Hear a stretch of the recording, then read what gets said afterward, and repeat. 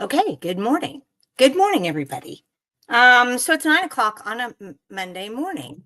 And we're here yet trying to debunk more media and narrative in our state legislature.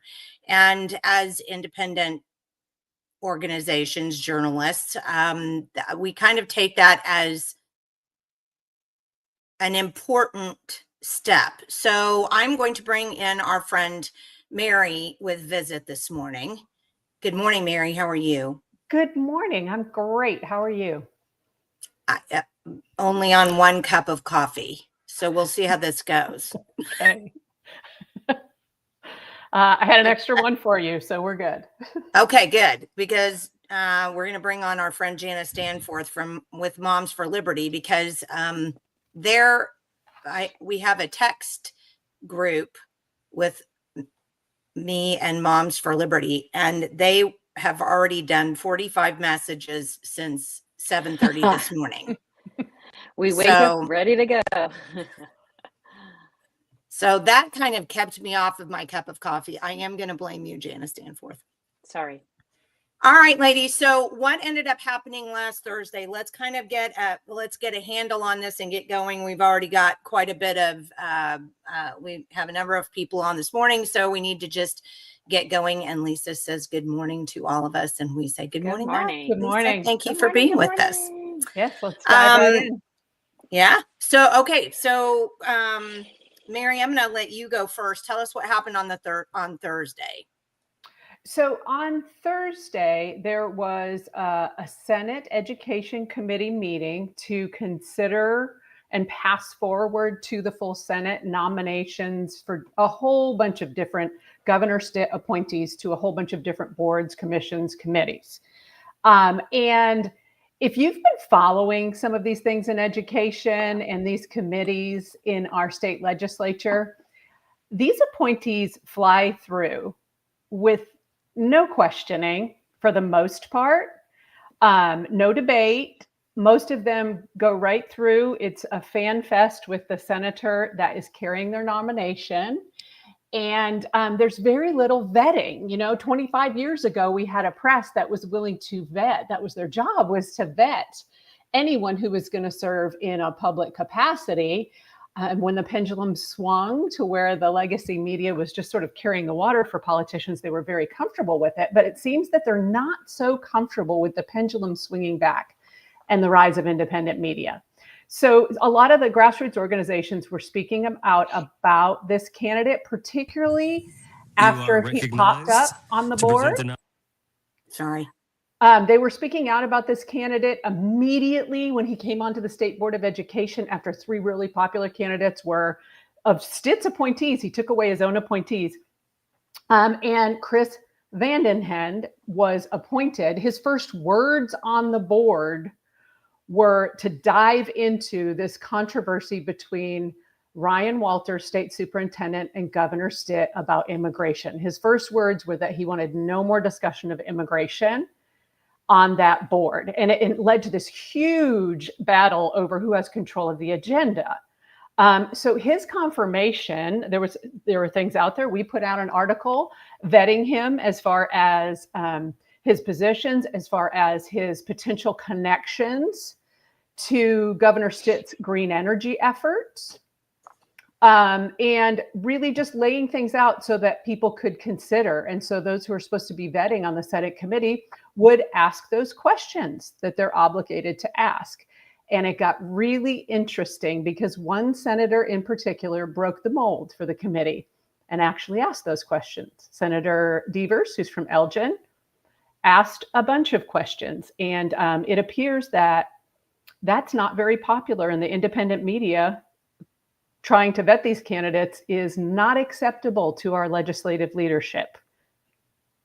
Well, before we pull in Janice on this, I want to show a couple of things. So if you want to see where this information is coming from that created the stink that we're going to talk about this morning, please realize that everything has a place, and both Mary and I and Janice, we operate on facts. So we're not if we are creating a question, if we are considering something, we'll say that we're considering it. But otherwise, we're going to put the links in our articles. We're going to put the links where you can go to bills. We're going to find all of these things so that you can go and find them, not just accept our words on it. Okay, so this is Mary's article, Governor Stitt State Board of Ed appointee VanDenhende, and she talks about Mr.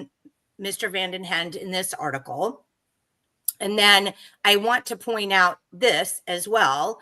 We did an entire live about this particular issue, and it's right there, and you can go find that. And then we also have, there's another source that put something out, the confirmation of Chris VanDenhende, another source that also put something out. So there are plenty of places where you can go to find the information that we have been talking about, and you're very welcome to do that, so you don't get into the feeling that we're saying something that we can't back up.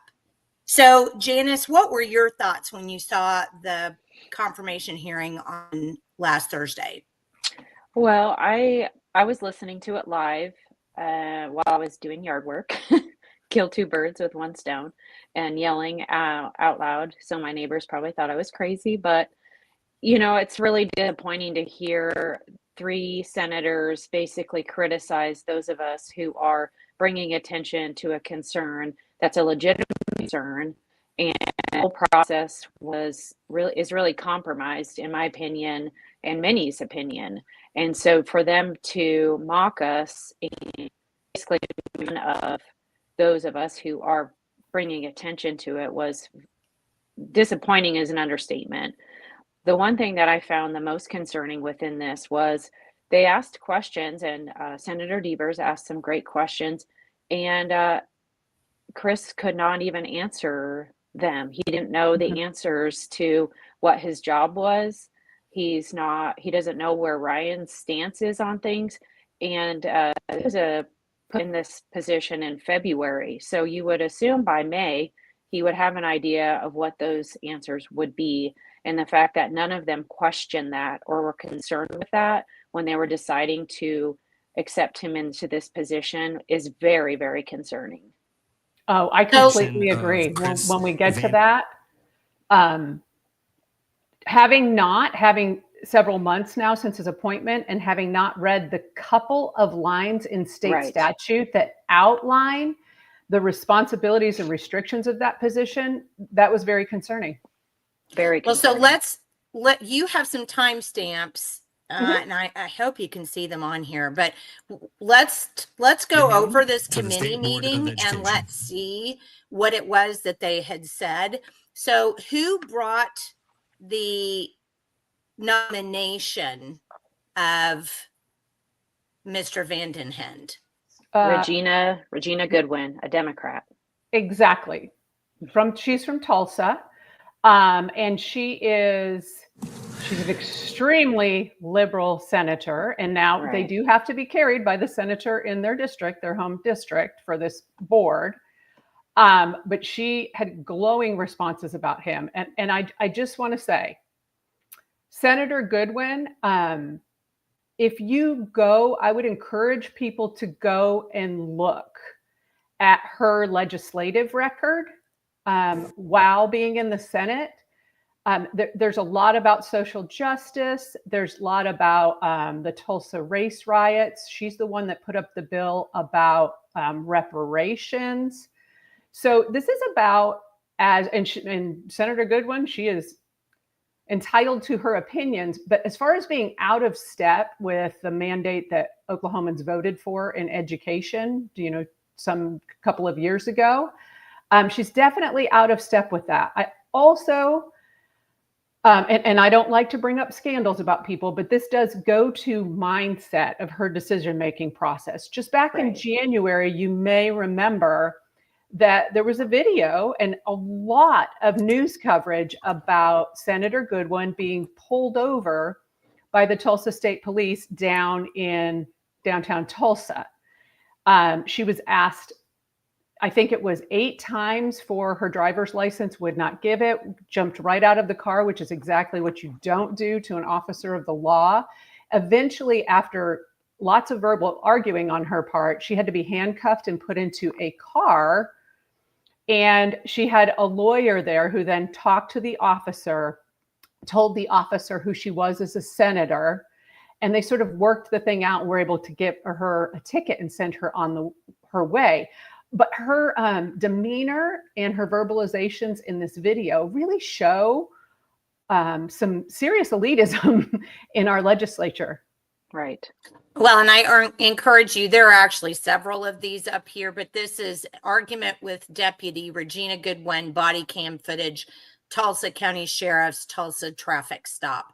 So if you would like to see that and to see the actions of a woman who brought this nomination, and as we'll see in the video, talked about character frequent times, I think it's important when people discuss the character of someone else, you know, the character of the person who's speaking.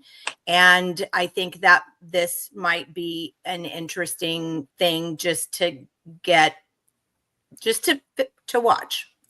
All right. Yes. So let's go to the video. Where do you want, Thank where you. would you like Thank you, me Mr. to Chair. start? Well, right here might be good because she does talk about how she and Governor Stitt really agree on this appointee. Okay. It is, first of all, it gives me great pleasure to be able to stand here and speak of a man that Governor Stitt has nominated. Let's be very clear. If Governor Stitt and Regina Goodwin can agree, there must be something darn good about this man. And I tell you, in the times when we do agree with Governor Stitt, I appreciate his interest in children. I appreciate his moving forward as it relates to how we advance education and educators in the state. And so this particular nominee, it really gives me great pleasure. So to the chair and members of the committee, I'm pleased to introduce Mr. Christopher VanDenhende for confirmation to the Oklahoma State Board of Education. Mr. VanDenhende has. Okay, now she goes on to talk about his credentials. Do you want to continue with that, or do you want to move forward a little? No, I think we should move forward. She really does. There was a lot of talk about VanDenhende's parents being teachers, and he talked a lot about his parents being teachers, but he doesn't have direct experience in PK to 12 public education. No. Okay. I'm going to. And we should probably mention too that she makes, he was on the RUSO board. And she talks a lot about that. He was carried to the RUSO board by former Senator Kevin Matthews, who also not a lot of legislation in his history for you to really look at to think about his judgment, but he was very big on social justice. He had a bill about expungement of criminal records and commutations, suspended sentences, things like that. So that was sort of his area. Well, and let's say this again.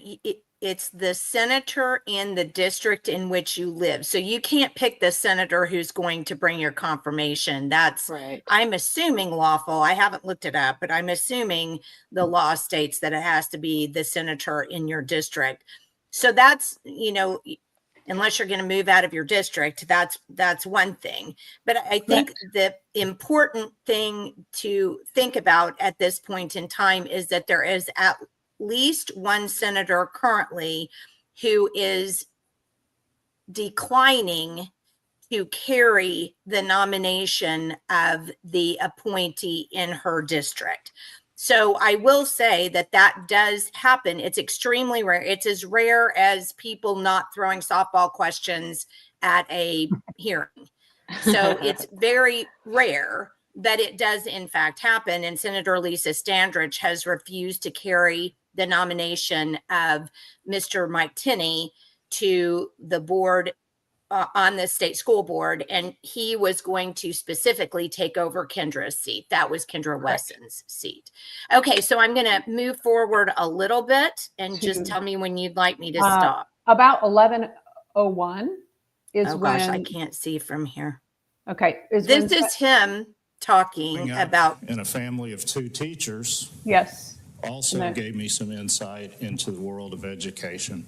When I was brought before this committee for the RUSO board, an amazing thing happened. Senator Matthews, which was Senator Goodwin's predecessor, carried my nomination for that. Just like we were sitting at the table today, Senator Matthews was going over my resume.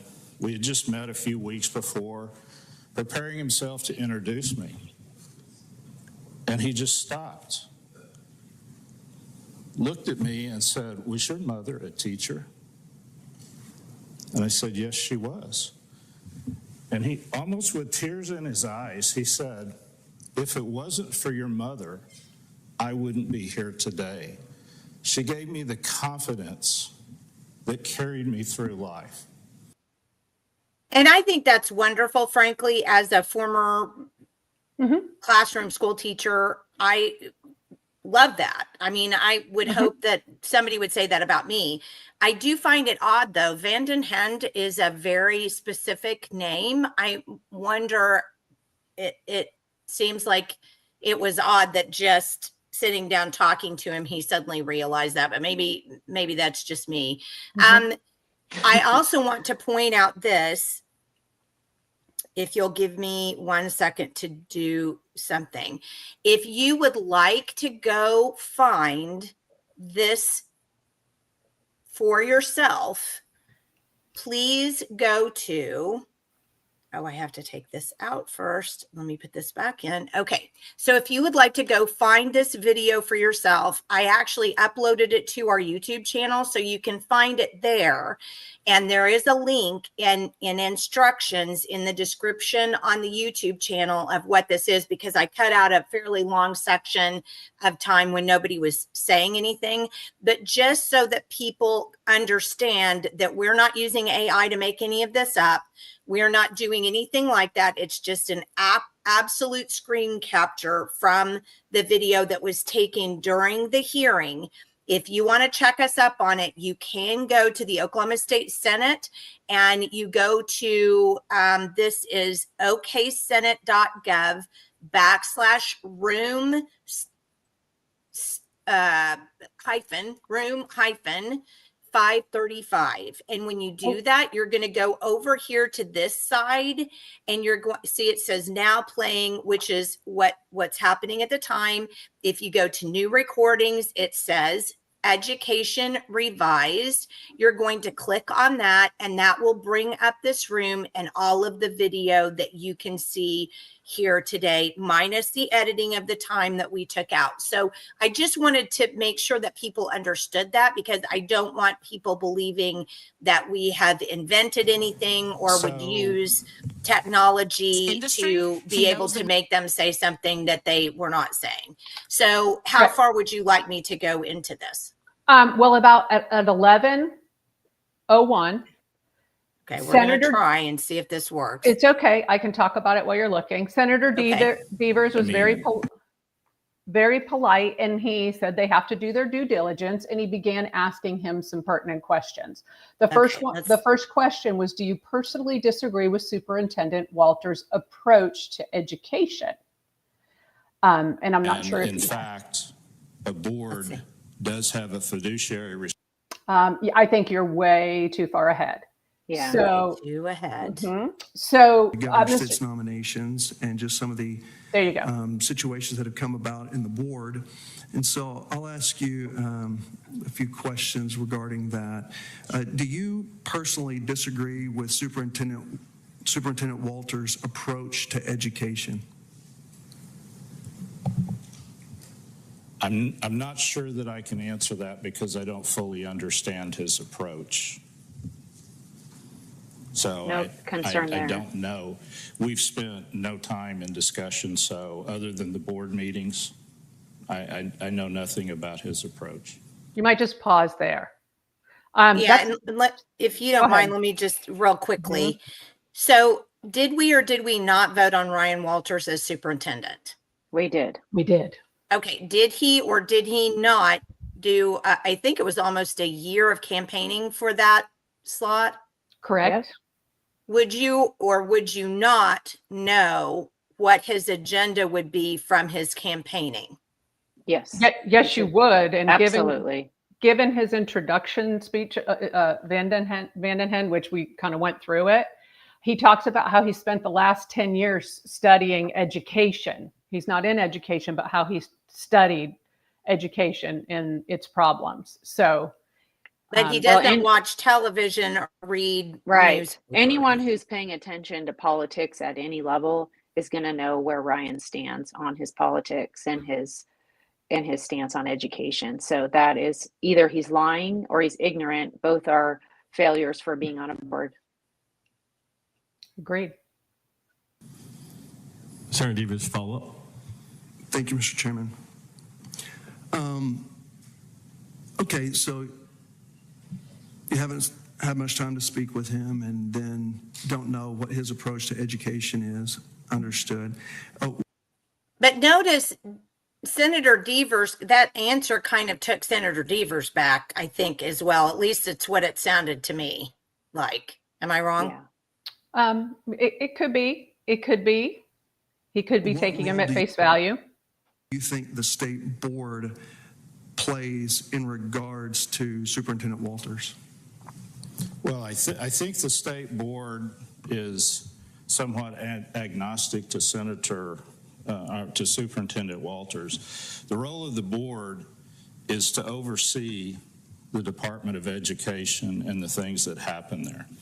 So to the extent he brings things to the board for review, we review those items, and it's our fiduciary role to use the knowledge and background we have to ask appropriate questions about those things and to make a determination if whatever that is in the best interest of all 4 million residents of the state. Did anybody catch that he said fiduciary responsibility? Yes. So does fiduciary responsibility have to do specifically with monetary, with budgets? It does, but it can also mean the moral responsibility to act in the best interest of another person.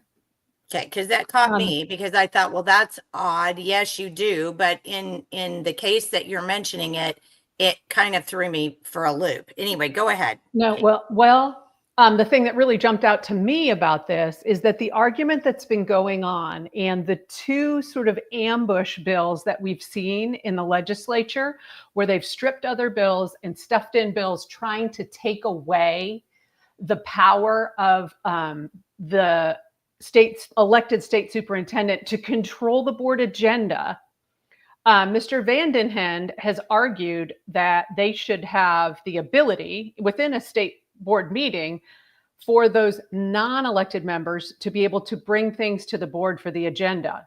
And the board's attorney has informed them very publicly, that's not the way it works. State law and the Constitution both make that elected position the executive of that board.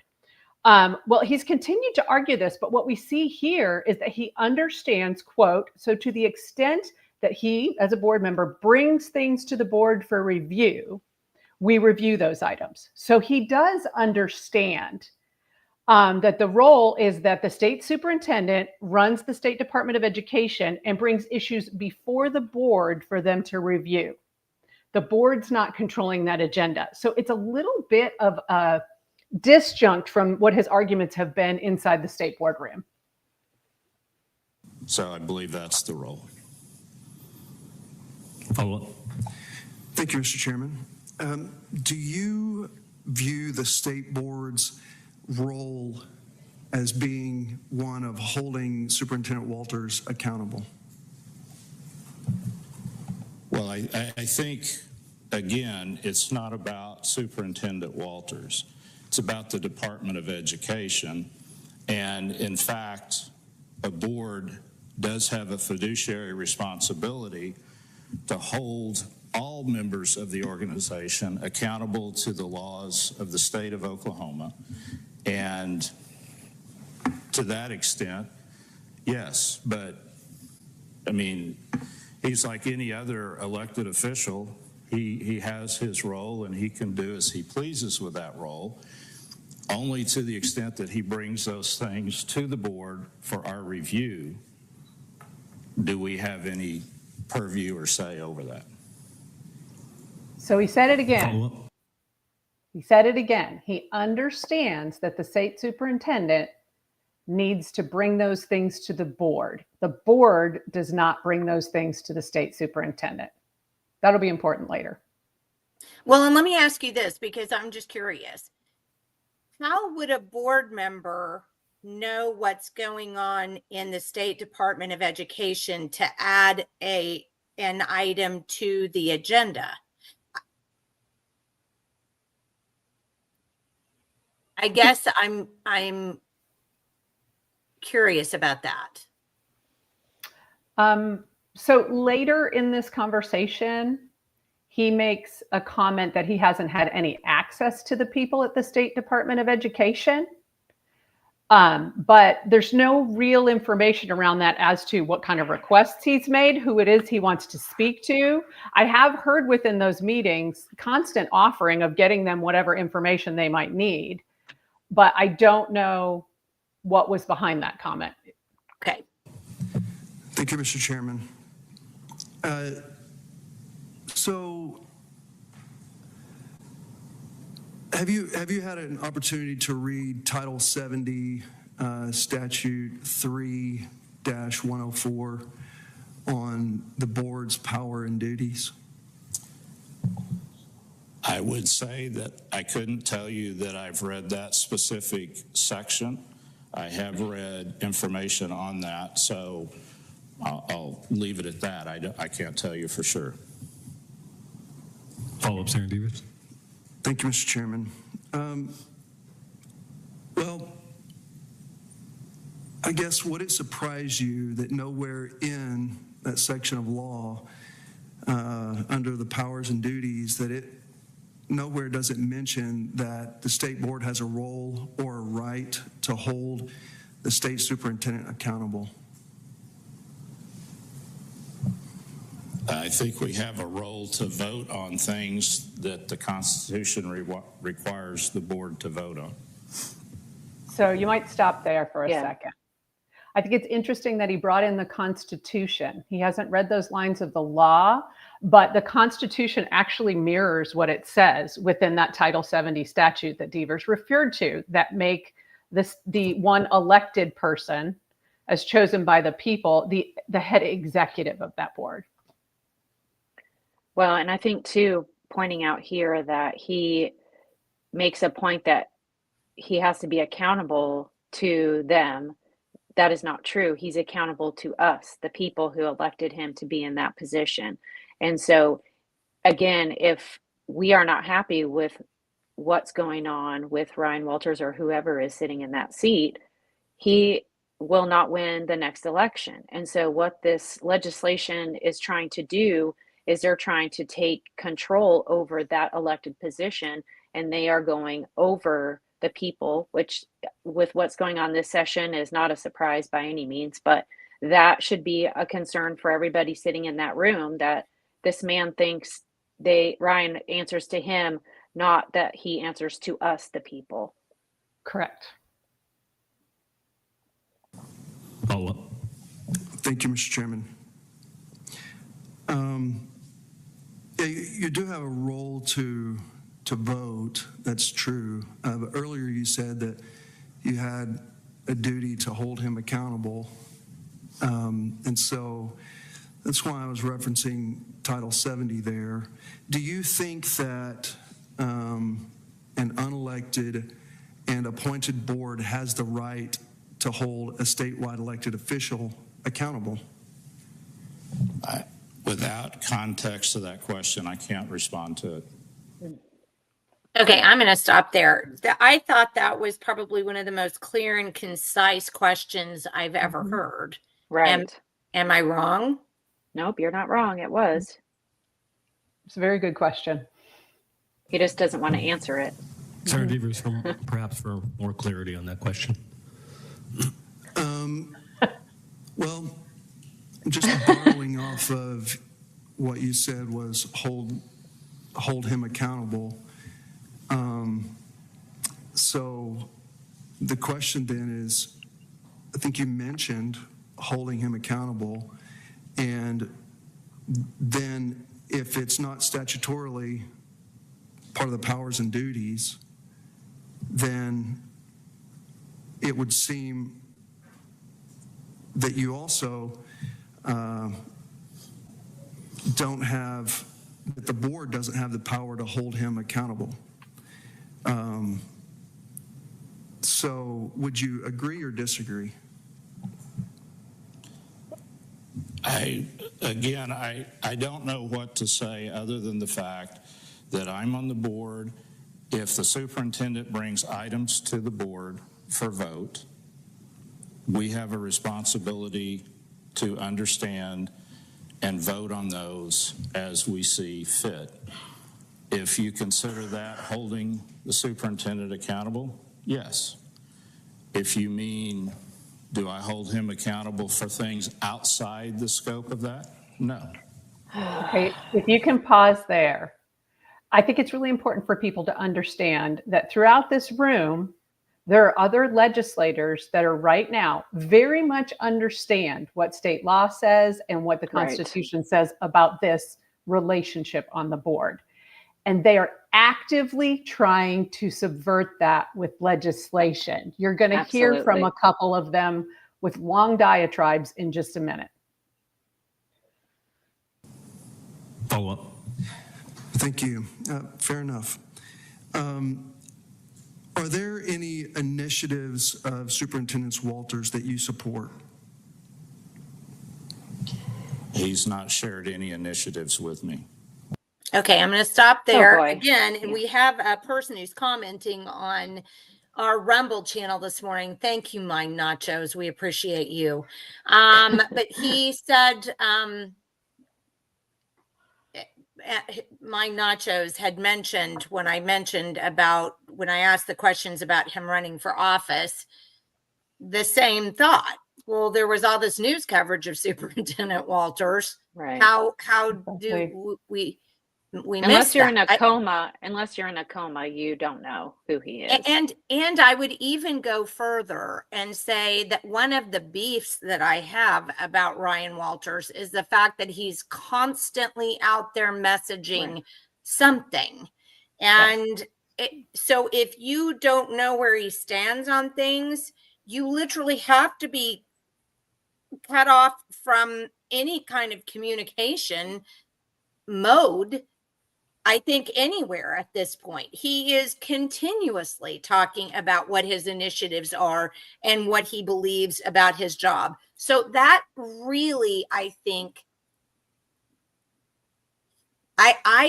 this is just me personally, when I'm listening to that smacks of a sidestep. It does. Well, I will tell you. Oh, no, go ahead, Janice. Well, I just wanted to add, like, we talked briefly on this, where the legislation is trying to add in where they can add agenda items, which takes the power basically away from Ryan Walters or whoever's in that position in the future. And for a man to stand here, basically say he has no idea what's going on, but we're going to allow him to add things onto the agenda that affects our kids. No. And why is nobody questioning that? Why is nobody concerned with that? Well, guess why? Because Pew's involved in that. He's part of that. He wants that. So we just have a very corrupt mafia style legislation. And it's not conservative. So when they tell you they're conservative, they're lying. They're not. And I'm really ticked off today because of other things. So I'm just done with these people. I'm done. No, we had 2 other bills come up today, just this morning, that have been amended to track the workforce kit, like we had tried to stop with Senate Bill 224. So They're just I- corrupt. I just feel like at this point in time, we have a legislature, not everybody, No, but we have a legislature who who has their own agenda. And that's not the agenda of the people. Mary, you were going to Absolutely. say something? Just a little bit of national perspective. I actually had a relative who lives about as far from Oklahoma and while still being in the continental United States as you can be, who actually commented to me and said, wow, your state superintendent out there, he's everywhere. I see him on everything. So if someone in a faraway state understands where he stands on things, it's really hard to believe that someone that's been on the board for 3 months yeah. does. And lives who in has been on a Oklahoma does it. previous education board. Correct. And So who lives again, in he's either ignorant or a liar. well, I'm not, Those are I don't want us to use those words because but I don't think that that's consistent for certain. Shall we go on? Yes, please. Okay. Follow up, Senator Deevers. Thank you. Thank you, Mr. Chairman. Would you support his work to remove pornography from school libraries in Norman, Tulsa, and other areas in the state that had pornography before he became superintendent?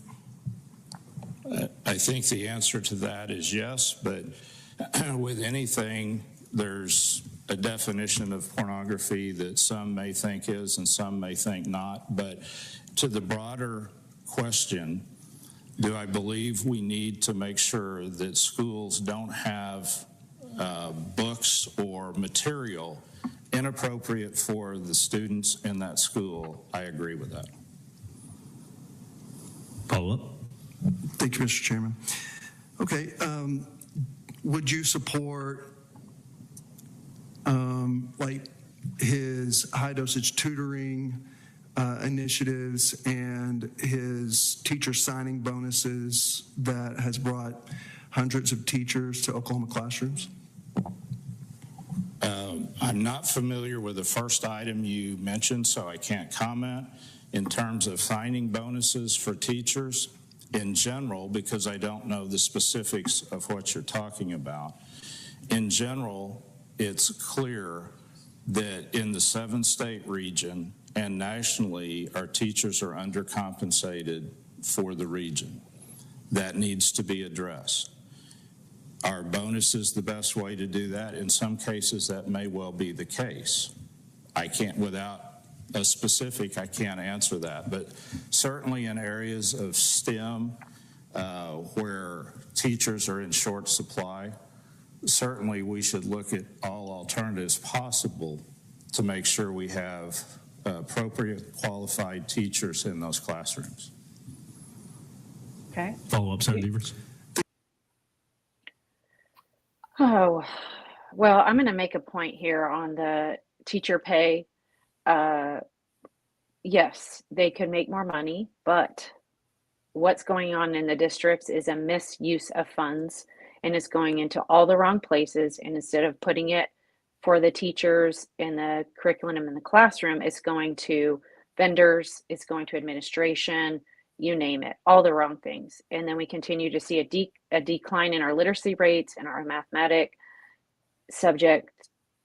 So I'm tired of hearing that argument because they're mismanaging the money. So you can't mismanage the money and then cry foul, And Well, and I'm and going he's- to go ahead. And I'm going to back you up on that too, because there are so many schools. Don't forget, school boards have the fiduciary responsibility to set teacher salaries Right. as well as administrative salaries. So if you choose not to pay your teachers the state scale, then that's on the school board. That's not on the state of Oklahoma. It's a local control issue. Yeah. It is, and it's never framed that way. When we have big Right. teacher walkouts, they're not walking out and picketing their local school board or their Right. administration. They're coming to the state for those. I will tell you later in this conversation, he says not only references the 7-state region again and says that Oklahoma is the lowest in teacher pay. And that is not correct. If you go look at SREB, that is not correct. I'm not saying teachers are adequately paid, but I'm saying that statement is inaccurate. They are not. Actually, Arkansas, just right next to us, we have a higher average pay now as of 2023 than they do. And I agree with Janice in that schools could be making these decisions, and he doesn't seem to have an understanding of what is local school board control, which is almost everything, and what is state control, where he would be sitting. So that's a little scary that if he doesn't understand that he could be stepping over those lines into local control area with his decisions. Now, on the other thing, his answer about pornography was, you know, he brings back in, which I think Lisa just commented on that, about subjectivity. I think the bulk of parents, I would love to do a poll with the bulk of parents in Oklahoma and see, because I think anywhere that adult sexuality is brought up is too far for Oklahoma parents. I don't think the line is very gray. Well, there's a famous line, you know it when you see it, and that's the truth. And in this case here, I mean, this is how I started Moms for Liberty, was because of the books in the schools. So this is like a strong area subject for me. I could talk about this for days. And that is so false that that's not in there. And a lot of these people try to argue visual. Well, it can be written. Pornography can also be written. And we're seeing the written pornography heavily in these books. And it has no place in the school system. And unfortunately, when you have people like him who don't understand what's actually in there, and you have legislators who fight you, I've sent, like McBride is an example, he would argue that that's not in there. And I would literally send him examples and he'd just ignore it. So they don't want to see or hear about what the actual problems are regarding the books in our schools. And that's one area that Ryan really tackled, which I was so ecstatic when he started going against that, because a lot of these legislators don't see an issue there because they don't want to see an issue there, because it points back to that there's something wrong in the district.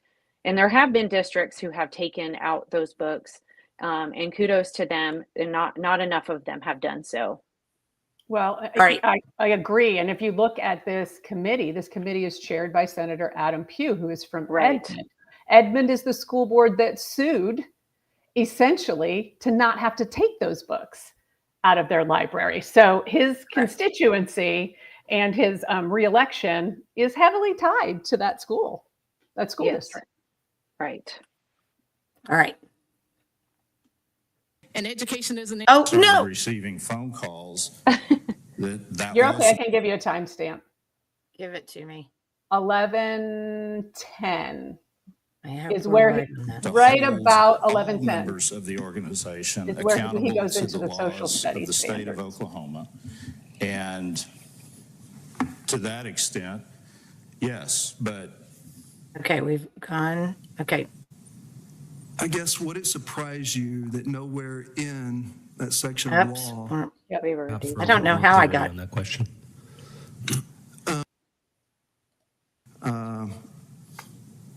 Don't have that the board doesn't have the power to hold him accountable. Keep going forward. Yep. Our bonus is the best way to do that. In some cases, finally. Close. Yeah. Sorry. And if you don't, what do you disagree with?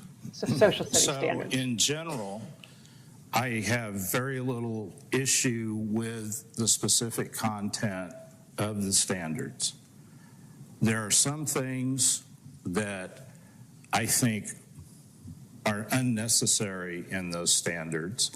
The one that comes to mind is the 2020 election. I'm not sure that that's something we necessarily need to put in standards. Is that history or not? I was there on January 6th because I was upset about the election. So I'm wondering, is that history or not?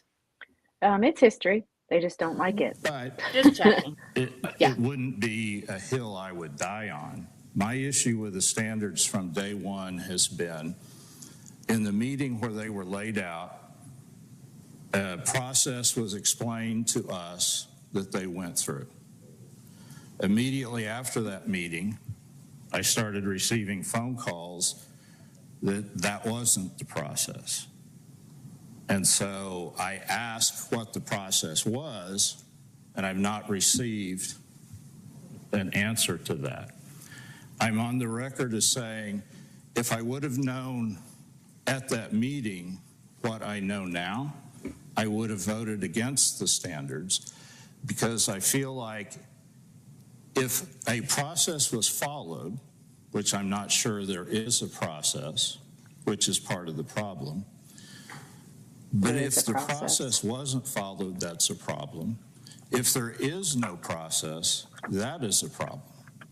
And I don't have enough information to say at this point which of those might be the case, if either. I would think a good explanation would clear all that up, but that's not forthcoming. Oh, there's so much to unpack here. There I know. is, but let me just say something really quickly. So I was involved, or sort of, remember the Common Core? And so we were told by Joy Hoffmeister, because we actually supported her in her election, because we had Janet Barisi had simply just done everything Obama asked her to do. So we were hoping we were going to get something different with Hoffmeister, who then did say that she would allow us to have input into the standards since we'd been researching them so much. I'm just curious. Those were science standards and math standards at that time, because they were all done on a different scale over the years. Yes. I'm just, and so for many years, the standards have been updated. Has somebody ever complained about the process before and I've just missed them? Because I No. know it wasn't during the 2014 era. There were no complaints made there at all, except by us. And that Right. wasn't about process. Right. Right. So at the February, like, you got to have a little context here. So Stitt says there's unnecessary political drama. So he essentially did a midnight surprise and ripped these people off the board and replaced them with VanDenhende and 2 others. So then nobody expected them to be seated at the table at the February State Board of Education meeting. They had just been appointed. Attorney General Gentner Drummond stepped in with yet another opinion and said, yes, they need to be sworn in, they need to be seated, they need to have voting rights immediately prior to Senate confirmation. So they're there almost like deer in the headlights as this thing is hitting. So everything slowed down, and there was a huge discussion because they walked into the timing as this board was supposed to be voting. And the board that was just removed knew everything about these standards. So no one wants to give any forgiveness to this timing. They slowed down, and there was a huge discussion about what the process is. 2 people from the SDE had presented to the board. They talked all about the process, all the way through a 10-month process to the public comment portion, and why there were changes after public comment, because that's why we have public comment to these things.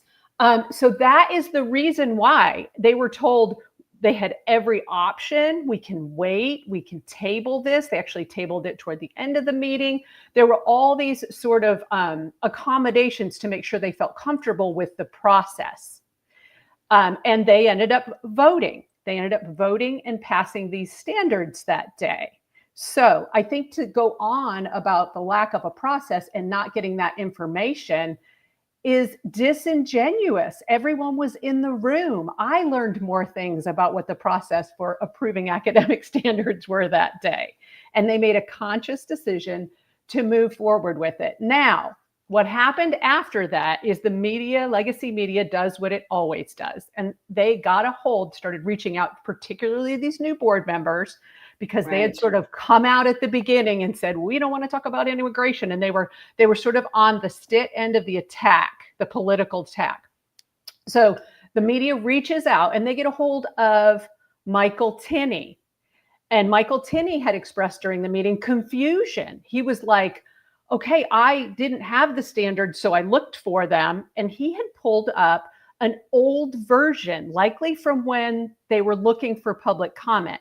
He wasn't looking at the official book in front of him. None of them had, they all said that they hadn't read those standards and they hadn't read what was in that book. And Michael Tinney came out and said, oh no, it changed. They changed it when they sent it back to the legislature. That's not what we voted on. That is not what happened, and no one wants to admit it. No. Now, Sarah LePack softly explained this very Right. tactfully in April and told them, you've got to look at your copies. Only board members get the real last minute thing. And you've got to set aside a couple of days before every meeting because it's a lot of material to go through. So it was recognized that that's what happened, but they still are holding on to this narrative as though there was a big switcheroo with the standards. If I knew then what I know now, I wouldn't have voted. It just won't seem to go away. Well, and Roberta points out too that there was a 45-minute presentation even before, and they were offered a recess if they wanted to go read them. And so this is perplexing. His commentary on the standards is perplexing, to say the least. Well, and it didn't go well for him here. And then you see, as you start the video again, that Senator Pugh is aware this is not going well for him, particularly about this topic. So he pulls away from Senator Deevers' line of questioning. Senator Deevers, if I may, there might be others in the queue, so let me just check and I'll come back to you. Members, will there be others who have questions? Senator Rader, you recognize for question. Thank you, Mr. Chairman. Thank you, Chris, for doing this. And your answers are very clear. We appreciate that very, very much. For all in the committee, you probably should know that I've known the nominee for 50 plus years, but still want to make sure that he has an opportunity to address some questions. You've addressed your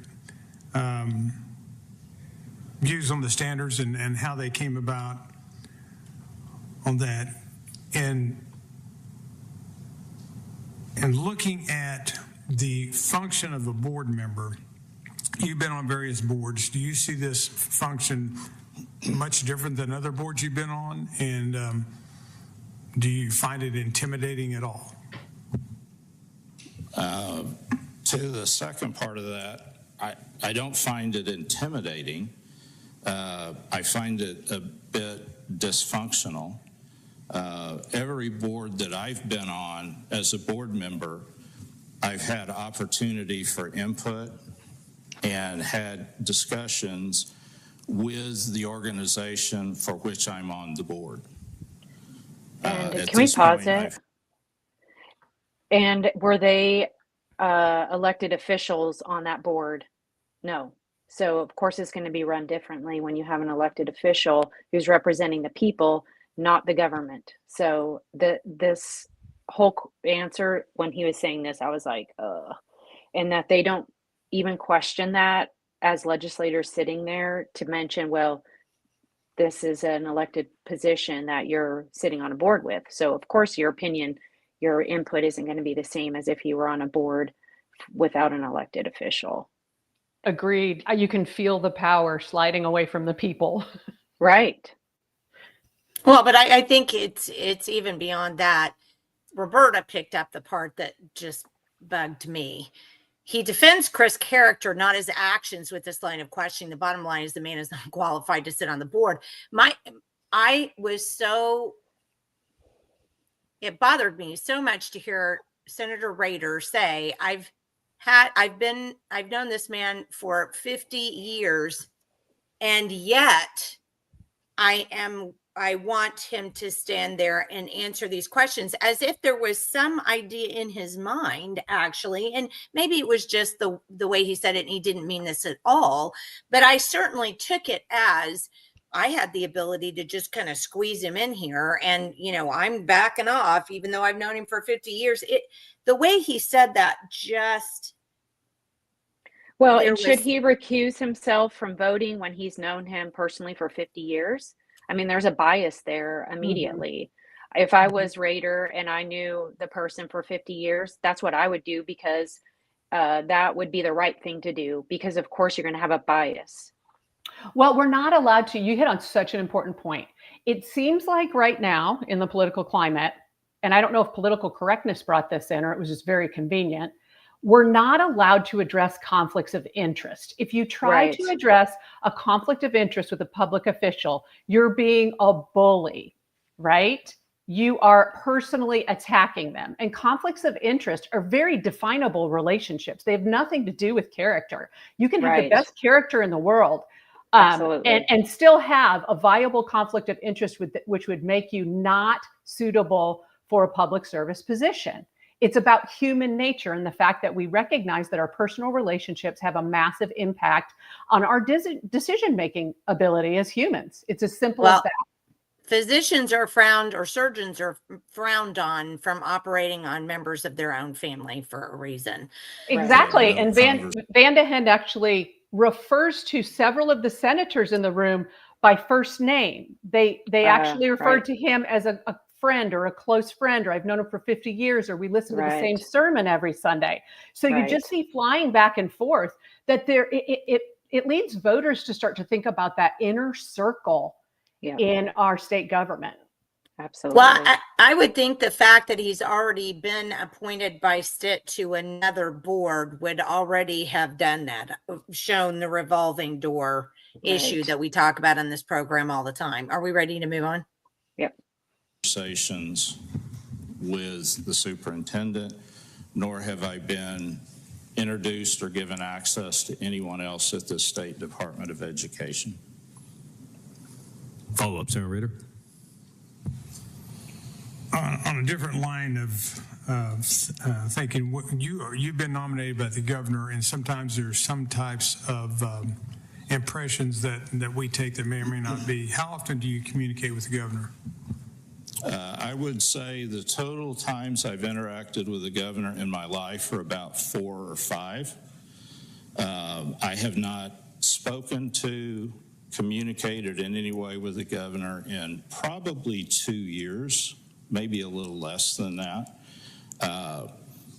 When the governor appointed me to the RUSO board, I had met him one time when he came to an event at our company and introduced myself and had 5 minutes of conversation.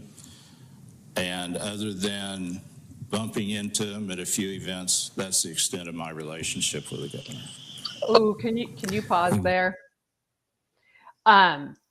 This could be an accurate answer, but this could also be a dangerously accurate answer.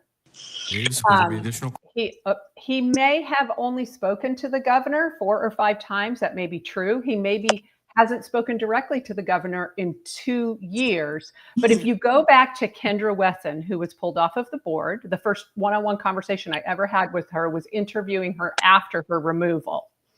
And it was a bit of a, if you'll remember, not a pay to play, but a play to get a paid position that she found herself in unwittingly. So she had one short conversation, same kind of relationship with Governor Stitt. Couldn't really say she knew him, but they had conversed a few times at events through the years before he sort of put her on the State Board of Education. She said when she ran into him at the airport, she had to kind of remind him of who she was. So it is kind of, that does fit the pattern. And Governor Stitt did call her and talk to her about moving her from the State Board of Ed to the Oklahoma Tax Commission. So from an unpaid position to a paid position.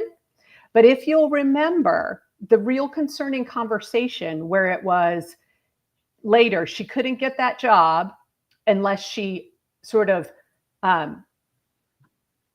walked away from it. Was Team Stitt or it was Team Walters was sort of the quote. And she had to disavow the Trump Education Advisory Board that Walters had placed her on when she was removed from the State Board of Education. That call did not come from Stitt. It's sort of the dirty work came from Tom Newell, who is Stitt's latest chief of staff. He was also a pastor and a former state house representative. So I can't say that VanDenhende is inaccurate. While this seems a little strange that he wouldn't have had more contact with Stitt, it could very well be true. The follow-up question I would have loved is, who else from the governor's office or team have you communicated with in the last so many months?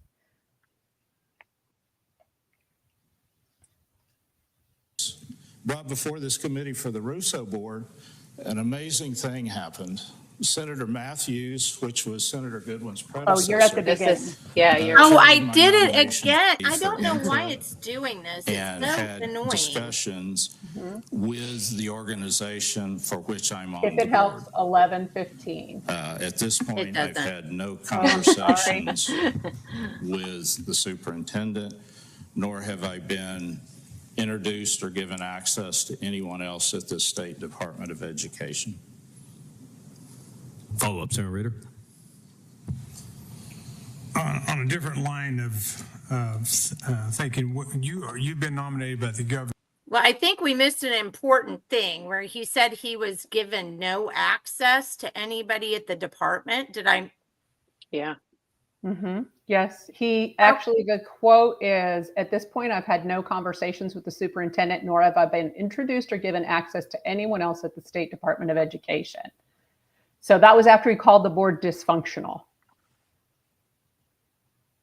So in other words, he's accusing, this is the way I'm taking it. I'm taking it as him accusing Ryan Walters of being obstructionary in his fiduciary duty as a board member. Is that how you're taking this? That's how I take it. It is a suggestion of that. I don't know if, again, I go back to Janice's point about this is where they were comparing it to his other board experiences. And this is a very different board that's headed by an elected official. So has he tried to access anything at the State Department of Education? This is a really good point. When we talk about local school boards, they're sort of trained by the State School Board Association, and they are not fully empowered under the law by that training. They technically can walk in. If you were elected in your town to the state school board, you can walk into that district and the person who does finances and say, give me this, that, or the other. You have access to everything. They don't know that. Has he asked for something that he hasn't been given? Has he asked to speak to someone about the standards or something else? We don't know. Well, and that was my point. He said, I have not been given, were his exact words. So at what point is it your responsibility as a board member to ask? Right. Lisa has a great comment. Isn't he an adult? I mean, This guy's answering questions like he's on trial, not doing criminal.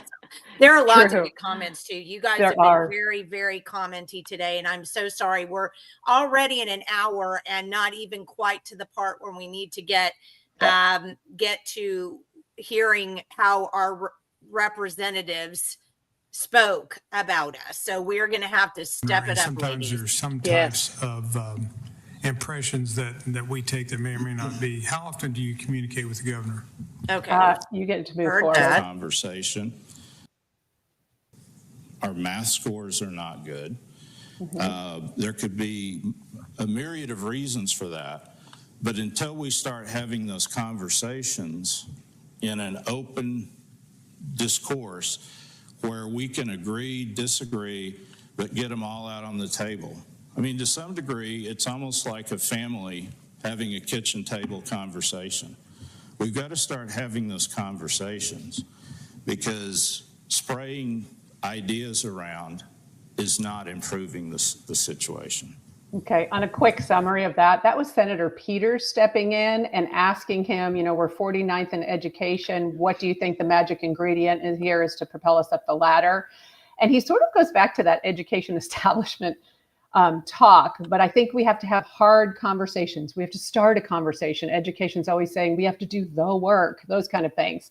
And then he goes into what you heard about it being a kitchen table conversation. There's not much content here about our knowledge of what's really going on in education, scores, what's changed. And Well, then go ahead. I also had this thought as I was listening to him speak as well. So at the end of this, when you're going to hear us be addressed as bullies or, whatever it was that they have called us, and we'll go over that here hopefully quickly. We specifically put out this information and are asking these kinds of questions right here. And we can't even, and that's just mean. you're talking about having these discussions. Well, how can you have those discussions? They're all mean. They're going to hurt somebody's feelings because somebody isn't doing the work properly. So I get pretty tired. I'm very, very tired of that So kind of. tired. I'm So so tired. tired. So Well, tired. Peters goes forward and he asks him to drill down. Do you have anything specific? It was a bit of a softball question, and that didn't really go anywhere. Again, he repeated that we're the lowest in pay for a 7-state region for compensation for teachers, which is not true. Well, I love this one. Wait, I thought he studied education for years. How can you not have any solutions for suggestions? Follow up, Senator Peterson. Thank you, Mr. Chairman. And I would agree. I'm not sure how they get the 49th. I think we're much better than that. The measurement by which we determine that, I think, is not really equal across the board of all the states. But anyway, that you pretty well answered my question, I guess. But further, you have any specific thing you drill down on to make this better? Well, I think we have to focus on what's going on in our classrooms, and is that consistent across the state? There's just from observation, there's a wide disparity of metro public schools and rural public schools. Nobody wants to talk about consolidation, and I totally understand that, because I was a Will Rogers Roper, and by golly, nobody's going to take my school away. So I appreciate that. But somehow we have to figure out how to give every corner of this state equal opportunity in education. And I think that's a challenge. I think that's a good place to start. But clearly, when you're lowest in your 7-state region for compensation for teachers, and if we forget the fact that teachers are the lifeblood of education, we're missing the point. So, I mean, I'm a CFO. The guys where I work call me Dr. No. So I get it. You got a budget, you have so many dollars, but we've got to start getting creative in the way that we compensate teachers and attract teachers to this state. That sounds like a very liberal talking point to me. Now, maybe I'm wrong here, but that just sounds like a talking point, and we've already debunked his point anyway earlier, right? Right. It does. And what's funny, the last sentence there, he kind of sounds like Ryan Walters, because Ryan Walters has a huge merit pay program going. Talk about getting creative and compensating teachers. But he doesn't know anything about Ryan Walters' initiatives. I'm sorry. No, and there is an upswing in attracting teachers to the state, which we haven't seen that in a lot of years. That's a desperate battle right there. So he sounded a little bit like the superintendent there. This next question is very interesting. Will there be additional questions? Senator Rader for a question. Just a couple of popcorn questions, if I could. Popcorn. Free market capitalists or socialists? How do you describe yourself? I've received a lot of emails calling you a bunch of names. Yeah, I've seen a few things that I'm a Marxist. I am probably, this would hurt my standing in the education world, but I'm a free market capitalist, and I believe that education is the catapult to that free market. Follow up, Senator Rader. Do mint turbines require a fossil fuel or an energy source from somewhere else? So the engines that Mint Turbines works on are legacy engines. Most of them were developed in the 50s and 60s. We're not going to put some, developed product in them. And quite honestly, if you go out and watch Tinker and see the B-52s fly over, I doubt that's on the short list for them either. So there is no pathway for the business I'm in for anything but straight Jet A fuel. And there's some developments out there but it's a long way away, and I got a lot of gray hair, so not in my time. Can we pause that for just a moment? Yes, then I know that you have an issue on the fuel, but I want to point out, and I just want to ask you guys a question, and all of the many viewers that are watching this morning. Do free market capitalists take tax incentives from the state or the federal government? No. No, they want as little interaction with the government as possible. I think we can look up a definition of free market capitalism and read it online, but I'm going to adjure our readers to do that and realize that people who do believe in free market capitalism do not take money from the government. So I'm going to point out that in an earlier article that I had written about this. So Mint Turbines received $100,000 in training reimbursements from the Department of Career and Technology Education and a $2 million federal loan from the Export Bank. So my question then, had I been Senator Rader, would be, do you understand a definition of free market capitalism? Go ahead. Well, and I would add to that, his company, there's a link in the V1SUT article about Mr. VanDenhende that they operate off a lot of government military sole source contracts. That means we're not bidding, we're just picking you, which actually sidesteps the entire principle of free market. Gosh, that doesn't sound very free market, does it?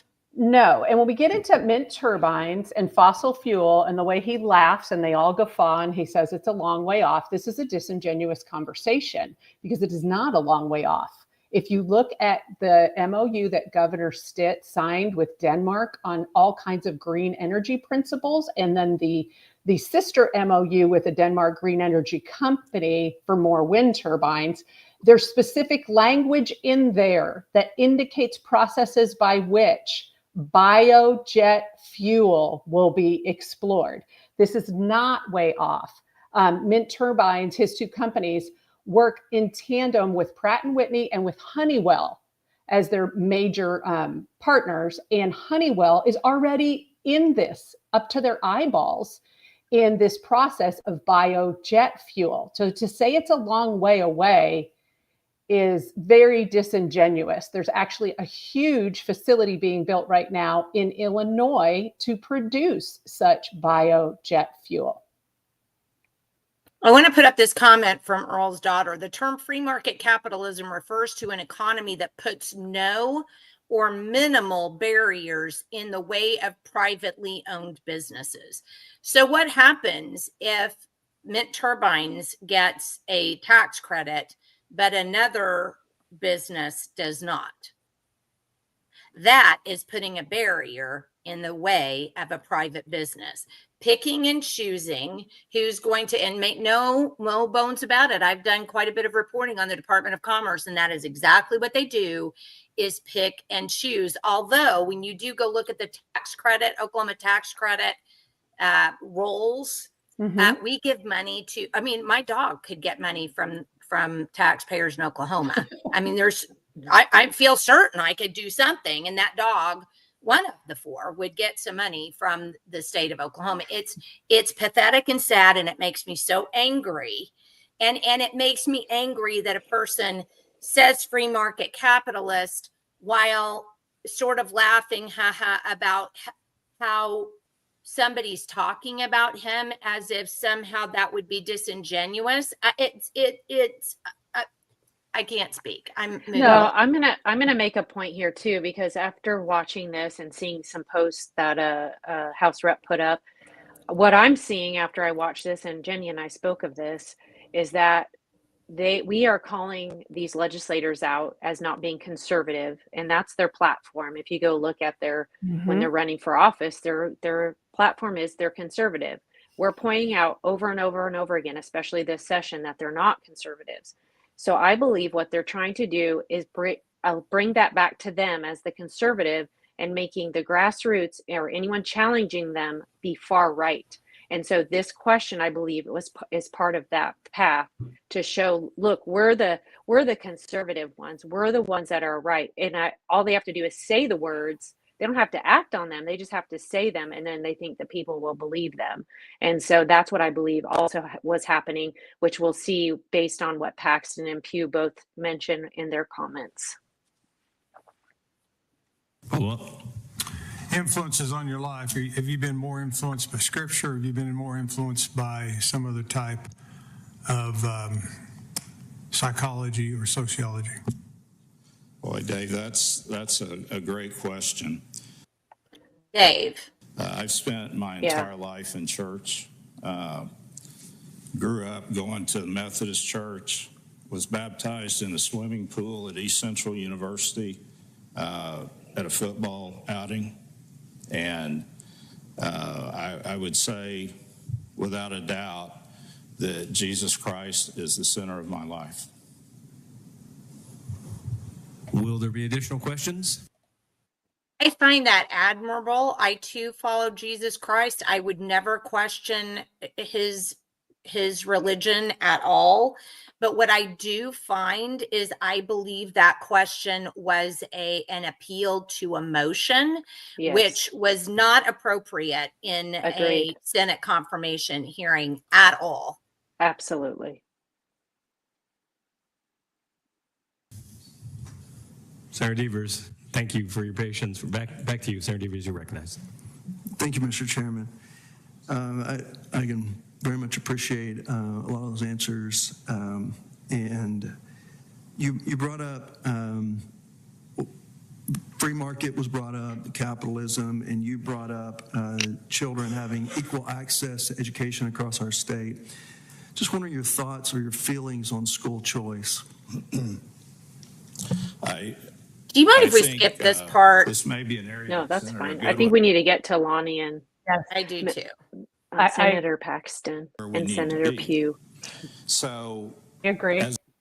He actually, while you're looking, gives us some funny terminology about school choice, which sort of indicates that he hasn't been engaged in that conversation. The first one was for against consolidation. Not only is maintaining, but he had to explain to me. Against on consolidation, but then some have floated the idea as they looked at the salaries of superintendents. This is interesting. And just wondering on your thoughts or perspective on whether those superintendent salaries are inflated, if consolidation would support more money going into the classrooms and supporting the teachers particularly, and then funneling pipelines for bringing more educators. I know that's a two-part. The first one was for against consolidation, and then the idea of superintendent salaries, and because those kind of go together. I appreciate the question. I think there was 4 or 5 in there, but I'll try to answer those. The only reason consolidation makes any sense is if it creates efficiencies in the system. And a lot of those efficiencies would be in administrative functions. As an example, Broken Arrow is the largest school district, sorry, that's incorrect, is the largest high school in the state of Oklahoma, almost double the size of the next largest school. They've resisted breaking out schools similar to what Edmond has done and some of the Oklahoma City areas because they don't want to give up that efficiency. Hey, can you pause there for just 1 second? And so when you... So that comment about Broken Arrow, it may be because he lives up there. There's no factual information behind that. If you look at Broken Arrow as a district, they have 48.3% in non-instructional costs, which is a little higher than state average. And their administrative costs are actually a little higher than state average. So just so you know, we're off base there. You look at superintendent salaries, I always get a little leery of talking compensation because everybody's paid too much and I'm never paid enough. And so I realize that this conversation is directly related to individuals who got to where they were with the expectation of what they'd get. Oh. Mm, mm, mm, mm. I'm having a seizure. Yes, I think Oklahoma This coming taxpayers. out of the mouth of a person who takes taxpayer dollars. And it sounds so dismissive and so haughty. And yet I guess, as we'll find out later, because he's a saint for doing this at no cost to the people. Mhm. I guess he makes it up by taking tax dollars for tax incentives. I'm not sure how that works. I'm sorry. I please forgive me. Do you want to? We could move through this part because When you have a Yeah. And get to the point about debate. Seeing no additional questions. There you will there go. be debate? Here we go. Senator Rader, you recognized for debate. Thank you, Mr. Chairman. Of course, I'm going to debate in favor of my friend. What? Members, Yeah. I've known, My friend. I said earlier, I've known Chris for over 50 years. This is a man of integrity. This is a man who is very smart. In fact, I nominated to Senator Treat at that time for Chris to be the first person that would be responsible for LOFT when we put LOFT together. I think that much of his skills.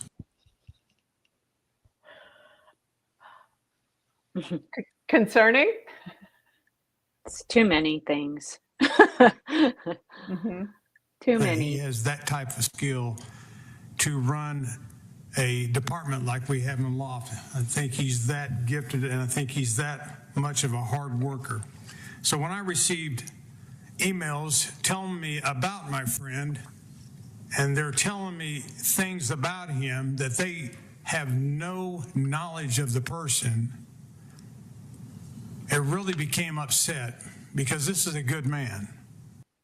Okay, I just want to ask now. We have heard Mr. VanDenhende's Christian testimony. He actually basically gave it there.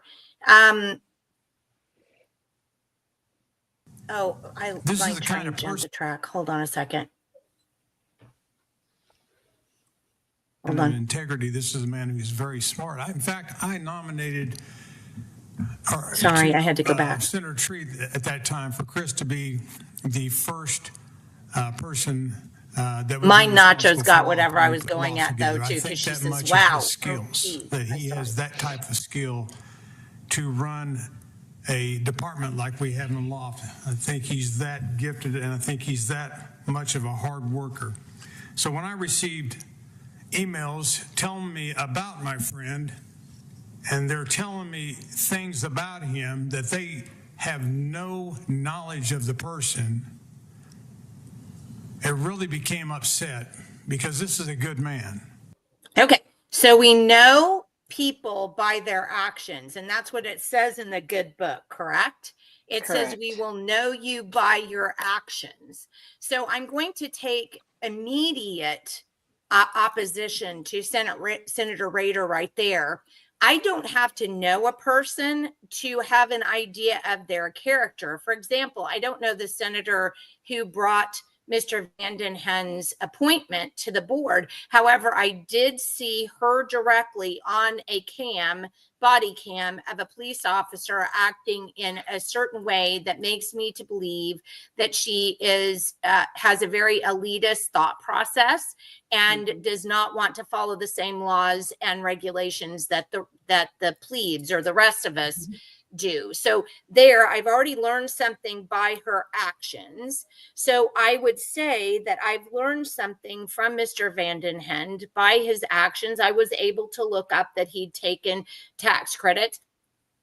You've been able to look up things about his business and the types of fuel he uses, Mary. So I'm going to, and we know that Mr. VanDenhende himself is a Christian. He's read the Bible. He understands that we know people by their fruit, their actions, not just as a person. So I just thought I'd point that out. I'm sorry. This is the kind of person we need in our boards. Chris VanDenhende should be the type of person anybody that leads the board would want to have next to them, whether they agree or not, because you talk about iron on iron, Chris will challenge you, and you're going to be a better leader of that group because of people that take this job so seriously as the way that he is going to take this job. And then for these groups to bring in his family, that's just shameful. His family has nothing to do with this job. He's a good dad. He's a good husband. Every Sunday we listen to the same sermon. I know this man. He is the type of people that we want to serve. And for people to say things they know nothing about him, to influence the members of this committee the way that they're trying to influence them, again, I will say is shameful. This is the type of person we need, and I hope that everybody here votes aye on him, because this is exactly the type of person we need. Thank you, Mr. Chairman. All right. Do we want to talk any more about that other than how shameful we are for suggesting, and we did that on the air. We saw his two daughters making comments in a Defense of Democracy offshoot TikTok channel. They're adult women. They're not, 4 and 5 or 10. And they were making public. We didn't go anywhere privately. If you don't want to have your public business made public, don't be public with it. Does that seem even remotely non-asinine?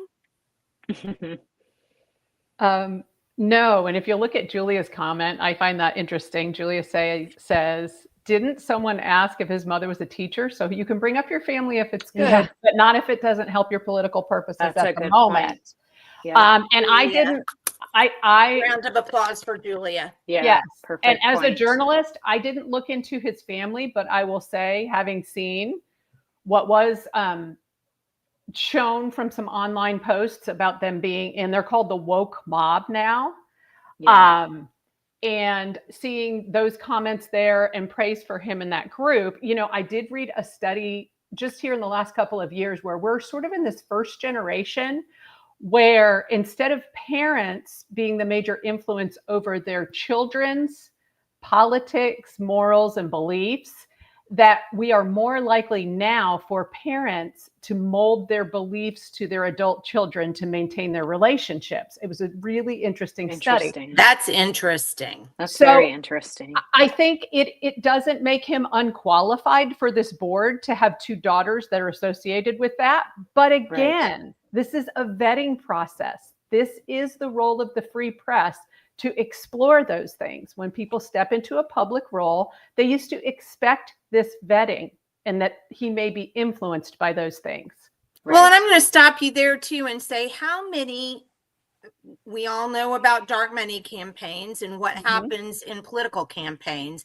How many times have we seen them go after family members in that kind of a situation? So I'm back with Julia, where she says it's just all dependent upon what you want. You can't do it here, but you can do it there, but you can't do it that time. Right. So I cry complete and utter garbage BS on that. Sure. And to say that, call it shameful that someone's trying to influence the committee. I have interviewed members of these chambers in the House, in the Senate, who have talked about what happens when you're not voting along with the power structure of the leadership. There are texts that go out that say, we are going to primary you out if you don't vote with us. The pressure that they put on them to turn their heads away from the will of their constituents and to influence them, and then to call a vetting process by the free press shameful. Well, I'm going to go further, to call the people who elected them to be their voice or their representative in this government. We'll see how Senator Pugh feels about that in a minute.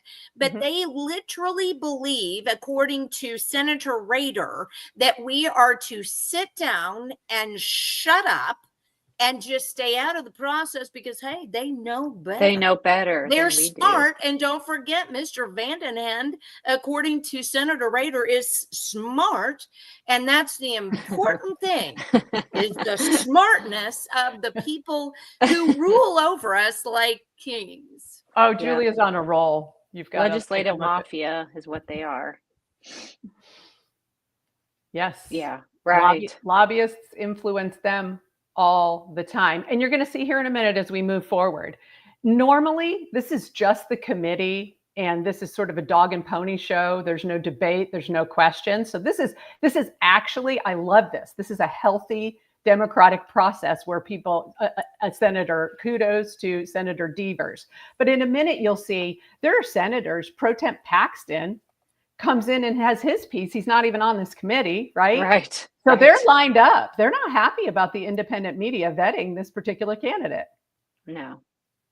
Well, and I want to point out what I'm trying to type in some of the comments because we've got Sherry Conley and Mine Nachos and JLH Austin Kampf on our Rumble, and they're making some phenomenal comments, and I just can't get all the comments in because Earl's daughter, other great comments. Thank you so much, but we're already so late, and you guys need to see the end of this. So let me just keep going.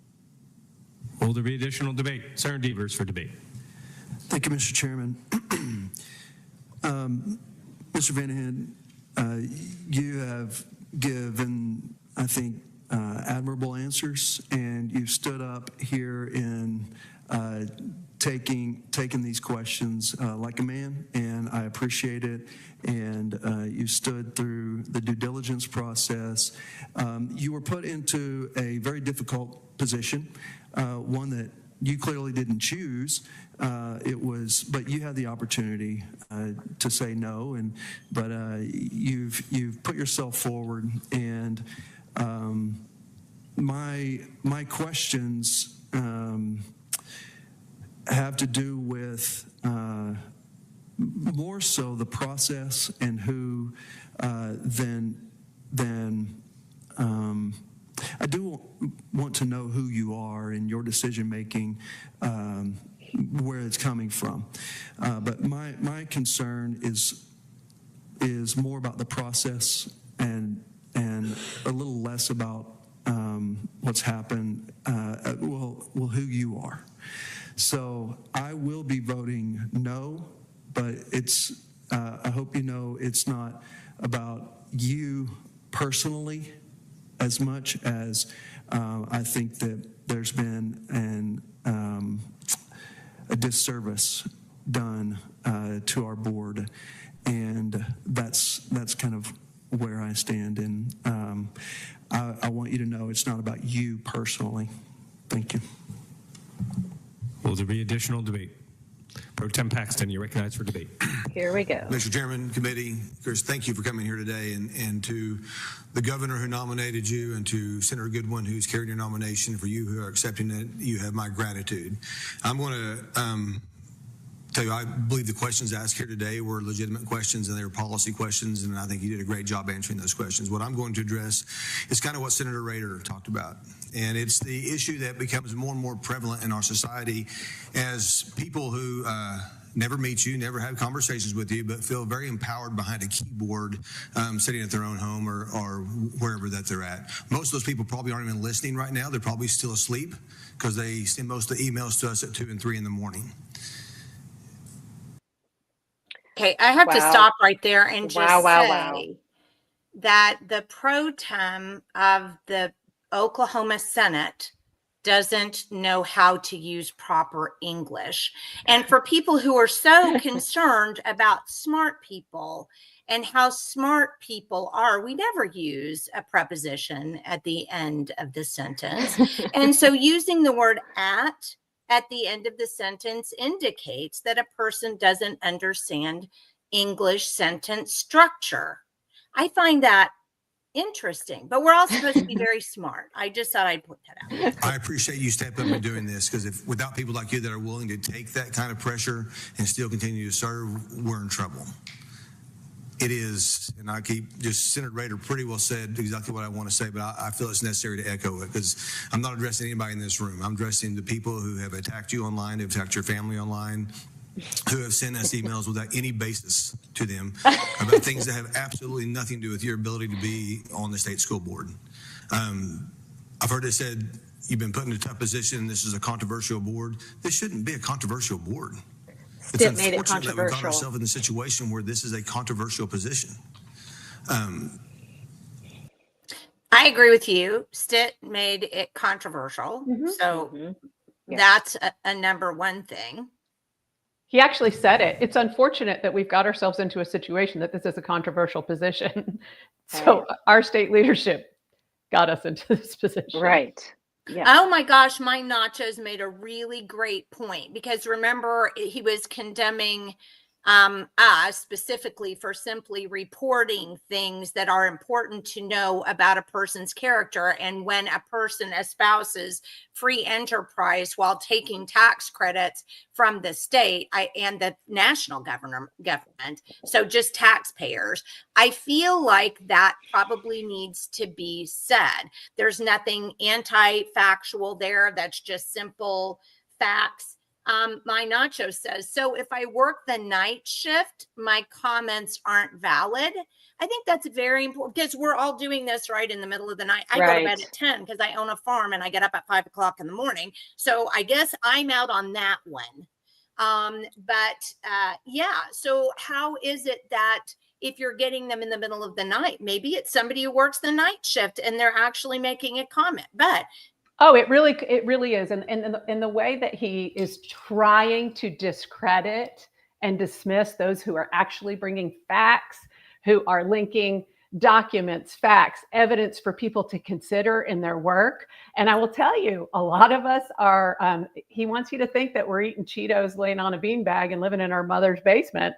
But a lot of us are degree journalists. Not that I think that you have to be a degree journalist to be doing this, because look at groups like Moms for Liberty. They're bringing out amazing things. But Marvin Goodman's on here today making great in the comments legislative updates. He's a highly trained journalist who is bringing the truth and chose to go independent because no one will pay you to tell the truth anymore within legacy media. Right. Well, and another piece on this is that most people don't realize legislators cannot be ORR'd. So they could say whatever they want to say, that whatever emails they get, nobody can check. And especially what Senator Pugh says is even more concerning. And when he said someone compared him to Gorbachev, we just have to take his word for it. Whereas Ryan Walters can be ORR'd. We're just seeing such hypocrisy amongst these legislators, what they want and expect from others, but not on themselves. Such a great point. As we continue as legislators, we're kind of become used to those attacks. But for the people that get nominated, that are volunteering their time to try to make Oklahoma a better place to live, trying to make it a place that our kids want to come back and live in when they get out of high school or a trade school or a college, we want them to come back here. I don't want to drive to another state to watch my grandkids someday play T-ball. I want to watch that here. And without people like you that are willing to step up and do that and face unfair, hateful opposition, we're like I said, we're in trouble. As legislators, I think we get kind of immune to it. It's so frequent, but when we see it happen the emails I received last night about you, I'm going, what does this have to do with anything? And I know those people have never talked to you. So it's not just the hateful people that are doing that, but those people that are unwittingly and knowingly sharing that information. Shame on those people as well. And shame again. People I know Shame. in my own community that share things. Oh, I wait. see that, and it's, you're a part of the problem. If you're one of those people that are just sharing these things that you have no basis to know other than you saw it on the internet, you are also part of the problem. Thank you, Senator. Okay, so many 50% of things to unpack in that one sentence. In those numerous sentences there that burst forth. However, I think you've made some really good points about them, but I think that the overall question I have before you guys get into some of those points is, Mary, do you get paid for what you do? Not directly. I don't get a monthly check. Hey Janice, do you get paid for what you do? I do not. I get $0. When I can get my husband on here to complain about how I get no Same. money doing Yeah, that. same. So I'm Same. very curious as to how, if we're doing this for free, we're Yeah. so much less and worse than this wonderful man who Right. is doing this for free. Right. I thought the Exactly. same thing. Yeah. Just And it's curious. just so interesting that it's all taken out of context, as these emotional arguments always are. Right. And if you go back, the reason there's red flags all over this man's head is that his first step onto the school board was to jump into the politics that were directly between the superintendent and the governor. So Correct. why wouldn't people question and wonder if he's doing the governor's bidding and not the people's?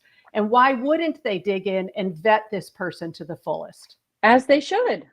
They should. If Because, I was look, the one being I vet, haven't I always want you to vet agreed- me. Yeah. I haven't always agreed with Mr. Walters, our superintendent. Right. But I did vote for him in the general election, and he is my representative. Right. And I think it's completely within my bounds to want that board to act in a way that is going to be good for the students, for certain. But I also don't want my vote kicked off either. I don't want to have no say, because I really honestly do believe, and I may be wrong, but I'm going by the actions of Governor Stitt, because no, I don't know him as a person. He's tried every way possible not to get to know me. So even when we were standing next to each other at an event. So I haven't had the chance to know him, but I'm going by his actions. And I really honestly believe that he would be 150% happy if every board, commission, anything he could possibly get was appointed rather than elected, because that's what kings like. I mean, they like to move the things on the chessboard. They don't want the peons to be able to get involved in that. That doesn't go where you want it to go if that happens. Yeah. Oh my goodness. I have to put this up. Catherine says the governor's assistant once told me to watch my tone when I call the governor's office. These people have gotten too big for their britches and need to be humbled. They work for us and not the other way around. Absolutely. Yeah. Okay. Sorry. I did it again and got as much as I hope we get to a spot we can get past this type of stuff.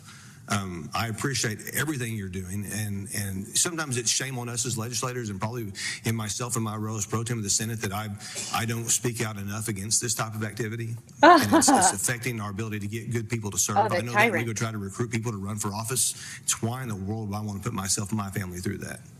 Good people that would be great members of this Senate or the House of Representatives or some other state office, they won't do it anymore.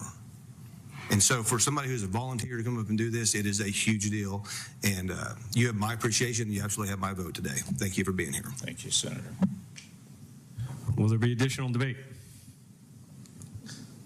Mr. VanDenhende, I will just make a few remarks. I saw your middle name is K, and I'm trying to figure out how you spell Gorbachev with a K.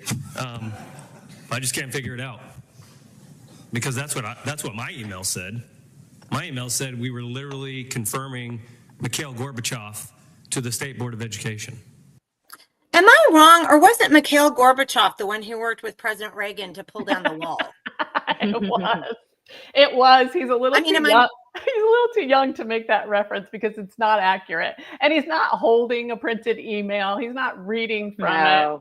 It's just really off. Yeah. But wait, his James Madison quote is even better. So yes. And here's the conservative. I'm a conservative. These other people are far right. This is their attempt. And that's insane. It's insane. I really only have one request of you, and it's a very simple reminder. James Madison said, if men were angels, we would need no government at all. But the fact is, we're not. None of us, No. elected or appointed. And so it is absolutely the duty of a state board member to ensure that the agency fulfills its mission. Now, how we go about holding elected officials accountable, I fear we've moved ourselves from a republic to a direct democracy, where it is do exactly as I say or else. That's actually everything that the founding fathers were against. They were against what they called the local passions of the electorate. They were for a republic where. Here we go. Yeah. He's a conservative. Let's hear all about it. Yeah. In a minute, he's getting ready to call himself the principled men and women, regardless of their political leanings, that serve on behalf of the people they represent. So clearly he's put some, let's put it this way, clearly he's put some preparation into this. They're coming up against a force that they are not happy has entered their committee room. I do want to give some context. Senator Pugh was among the small group that spent a good portion of 2024 holding up the emergency suspensions of some teachers who were accused of misconduct and even sexual abuse of children, because they were trying to get into the executive sessions of the State Board of Education, to which there was a big fight about that. Eventually, of course, Attorney General Drummond stepped in and reversed an over 40-year precedent and said, yes, those legislators can enter that. And there was a lot of talk about they were not signing non-disclosure agreements. We're talking about the intimate details of personnel issues and child sexual abuse. He was at the front of that, which leads many to think, were they carrying water for the teachers' unions, the school administrators' unions? And here he is very much defending this appointee to that very board. Yes. Well, I have to go back. He apparently didn't read the history standards. And if he did, then I'm concerned that we don't understand what a representative republic is. Yeah. So a direct democracy is what Benjamin Franklin called having, what was it about having the wolves asking the sheep what's for dinner or something. It's mob rule, right? I mean, it's just one vote for one issue. We don't have that because our founders saw the French Revolution, which in fact resulted in the guillotining of a lot of people, very bloody revolution, and they didn't want that. So they put in the representative republic, in which we, the people, vote for people to sit in our seats of government who then represent. Now, hold on. Here's the part I think we're missing. Our needs and desires. So when we have an elected representative who says, I get all these emails. I don't need those emails. I know what I'm doing here. That's just insane. Right. So do I think that Senator Pugh understands a representative republic? I don't believe from his comments, I don't think I believe that. Anybody else? No. Well, and here's a thought. He is saying, we're trying to tell them what to do and this mob rule thing. How many times has he voted opposite of Paxton this session? That's a great question. An interesting thing to see. They vote along the lines with each other to create this rather than listening to their constituents. In case in point, that's what he's doing right here. And I think it's important. Julia reminds us his first campaign when he said some literally really not very nice things about Pastor Paul Blair,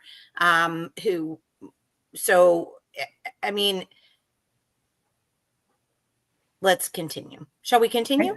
Yeah. We shall. Principled men and women, regardless of their political leanings, went to serve their country, their state, their community, and acted on behalf of all the people they represented. those maybe that they were the same party affiliation, or those that they were different from. So my request is the same as I've asked every single State Board of Education member who's come before this committee for the 5 years I've chaired this committee. You do not work for me, nor do you work for any member of this committee. You do not work for the governor of Oklahoma, though he certainly has the power to fire you. And we, by the way, have given him that power. You don't work for him. You also, much to the surprise of the people who filled my inbox with nonsense, don't work for the state superintendent of education. You work for 4 million Oklahomans. I have previously been very public about my frustration with boards of education across the state. And when I've spoken at town halls or GOP meetings or small community gatherings, it's been largely in agreement from the crowd that there's no way boards of education, whether they represent small towns and small school districts or large towns and large school districts like mine, could agree on everything. But when you look at boards of education votes across the state, you see 5-0, 7-0 on almost every issue. Correct. And I continue to ask board members, you mean to tell me you don't disagree on anything ever? In a town of maybe 100,000 people like my community, there's never a disagreement? And I will extrapolate that to go even further. In a state of 4 million people, 6 board members never disagree about anything? And prior to these 3 board members, that's actually what every single vote of the previous iteration of the State Board of Education, they agreed on everything. Ooh, No can we way. pause? That's not true. Yeah. So I just wanted to make a quick comment that I spoke to Kendra Wesson yesterday after watching this. And I asked Kendra, I said, Kendra, is it your, hold on, I can tell you exactly what I asked her. And she's on today and she says, there's her, Yes. You can have that right there while I read what she said. Mhm. I said, did board members agree with everything Walters brought before the board? Most of the time, but not always. I would typically vote against less school days. And then she goes on to talk about some other things that they did not agree with.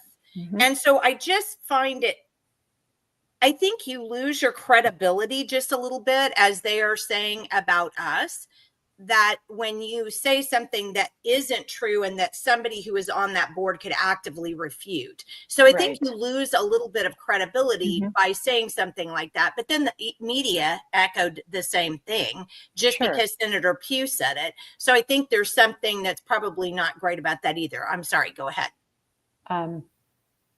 So I saw that argument as an inaccurate also, having watched that board not vote unanimously, but I think it was a political flip of the current trend. So if you go back just a couple of years ago, parents were shut out by homogenous local school boards, but it Yes. was very much on the other side of these issues. So on the Correct. pornography in schools, on boys and girls locker rooms, on surveys that expose kids to sexualized topics. So parents were shut out, and there were a lot of local school boards that were homogenous. And this is the pendulum shifting back. Pugh's own district has had to fight this fight because they had a very progressive panel there on their school board, and parents are stepping up to speak against this. Now, Pugh has flipped this as though the state school board was Right. doing something that really they weren't.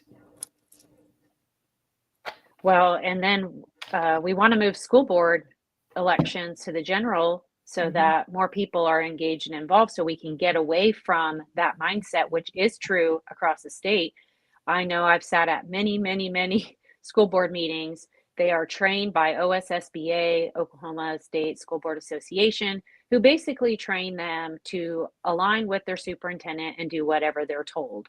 And the flip on that is the school board members are elected, not the superintendent. They hire and fire that superintendent. So this is the opposite. This is where the school board members are appointed and the superintendent is elected. So we're talking about 2 different forms within this board. Excellent point. But I also want to point out something that you said just a minute ago. What's happened to the bill on moving school board elections? It keeps dying. Mm-hmm. Oh And it my was goodness. supposed to. So It passed we the need, Senate, and then now it went to the House, and it looked like it was going to go to the floor. It was actually put on agenda, and then last moment, it was pulled off by the floor leader, House floor leader, and it will not be voted on. So once again, they killed this because that influence from the school districts and OSSBA, school unions, all of those are, they do not want this because they want to keep it a very small group of people who are voting in these school board members to keep them there. They are literally trained to do what they want them to do, and they don't want someone who actually has a brain sitting on those seats. And if this establishment is going to box people out or put up barriers to them exercising their rights and being involved in the democratic process, you really can't come whining that they're filling up your inbox because you block them out in another way. Right, exactly. but you can't complain and whine that they're filling their inbox anyway, because those people are elected representatives, those senators. And just because this is a confirmation hearing on that, as a matter of fact, let me point this out. One of the reasons why this process is done the way it is, where appointees must go before a panel of elected officials to determine their appointments, is so that the people can have a voice in those appointments. That is the absolute reason why this is done. And yet we're told we shouldn't be sitting there at our evening work, taking time off of our jobs at night to write in emails, and we shouldn't be comparing a board member to probably one of the best Russian presidents who actually helped President Reagan tear the wall down in Russia. So, I mean, there is such a tone deafness here that makes me, it's almost makes me speechless. Let's hear. As you go forward here, basically you're going to get the message as a voter from Pew that you should be quiet until the next election, that you shouldn't call on your elected officials who are seated currently. They weren't doing their job then. So I am just simply reminding you, as I will remind the other 3 board members that we will hear before this committee in the next few weeks, that your job is to represent 4 million Oklahomans to the best of your ability. And by the way, if the governor thinks you're no longer able to carry that out, he has the authority that this body invested in him to change those nominees. So Senator Pugh keeps saying that these board members are responsible to the 4 million Oklahomans, but we're not allowed to write them emails to tell them what we would like them to do on the board. I think that's a good question, salient question. Good question. But that should not deter you from doing what you think is right. Because we as elected officials all have the ability to be fired as well by our constituents. That's exactly what a republic stands for, ladies and gentlemen, that we get to be fired every 4 years in the Senate or every 2 years in the House if we are not representing the best interests of our community. That doesn't mean a tyranny of the majority or a tyranny of the minority. And so I am very frustrated with a process where rather than having great policy discussions like my colleague from Elgin, we go after people's character and we attack them and we call them names, or worse yet, we dox them. We post their addresses. Can we online, pause that? Which has happened to agency directors. We go after their kids. So he said agency directors. Yeah. Okay, so let's talk about that. The doxing, let's go with that immediately. What could he be referring to? Well, perhaps we are hearing from legislators that Megan Oftedale was doxxed. She is the director of OEQA. And from what I'm being told, the rumors going around that I'm the one who doxed. Oh, Yes, And Dan, I for know. shame on you. And I so- absolutely did not do that, nor would I ever do that, even to my worst enemy. I have had it done to me. I would never, ever, ever do something like that. And for them to spread that rumor around, and then again, he's just believing what he's being told because there's no proof of that because I've never done it. So he's actually making that comment with no proof given to him, because I can tell you, someone told me that was asked or told to them, and they said no, absolutely no way that she did that, and that person was absolutely right. I did not do that. Well, and I tried to look for that because so Visit put up an article on May 8th entitled OEQA will hold Oklahomans' lifelong data under State Bill 224, why you should be concerned. And I did. She is the director of that. And I did vet her history in Oklahoma government. In no way was she doxxed. No address, no anything. She is paid under public funds. Right. Everything is linked in here. It's all public information, back to the fact that she got married since she's been in Oklahoma, and that she came to Oklahoma as a Harvard PhD fellow in a program that spread such people out to state departments of education around the country. And you need to go read this article because it really shows her involvement for years in what's been going on in education from before Joy Hoffmeister was elected through her entire term.